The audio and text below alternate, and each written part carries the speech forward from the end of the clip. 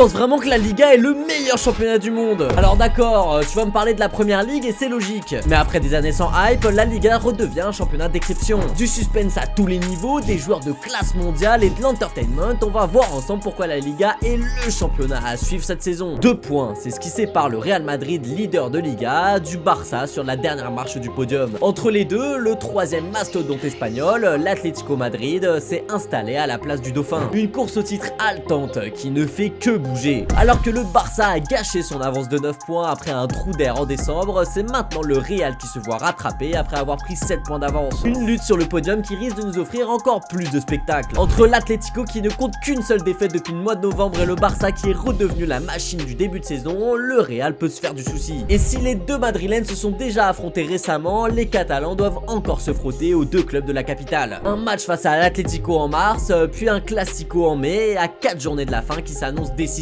Mais la course ne se fait pas qu'au niveau du podium, puisqu'en bas du tableau, la bataille fait rage pour rester en Liga. Avec l'historique Valence, actuellement 18ème, qui voit devant lui 4 équipes avec un tout petit point de plus. Mais ce qui rend la Liga autant intéressante cette saison, c'est aussi les joueurs de classe mondiale qu'on retrouve dans les grosses écuries. Si le Real avait maintenu la face ces dernières années, le Barça avait clairement perdu de sa superbe. Mais là, avec Lamine Yamal, Pedri ou Rafinha, les Catalans possèdent 3 joueurs qui peuvent se hisser dans le top 10 du Ballon d'Or, voire top 5. Du côté de la Casablanca, Bellingham, Vinicius et Mbappé ont aussi tout ce qu'il faut pour y être, sans compter les méformes de certains. Et chez les Colchoneros, on a un Griezmann en feu, un Alvarez qui confirme son talent et un Oblak qui a retrouvé son niveau. Et après avoir dominé le football l'an dernier, l'Espagne, vainqueur de l'Euro et des Jeux Olympiques, capitalise sur ses jeunes talents. Car au-delà des joueurs des 3 monstres, on y retrouve des pépites comme Nico Williams à Bilbao que tu connais bien, mais aussi Baena à Villarreal ou Abel Ruiz à Gérone et j'en passe. Et sur les bancs de la péninsule ibérique, on y retrouve aussi des entraîneurs aux idées innovantes et diversifiées. Flick, Ancelotti, Simeone bien sûr, mais aussi Valverde,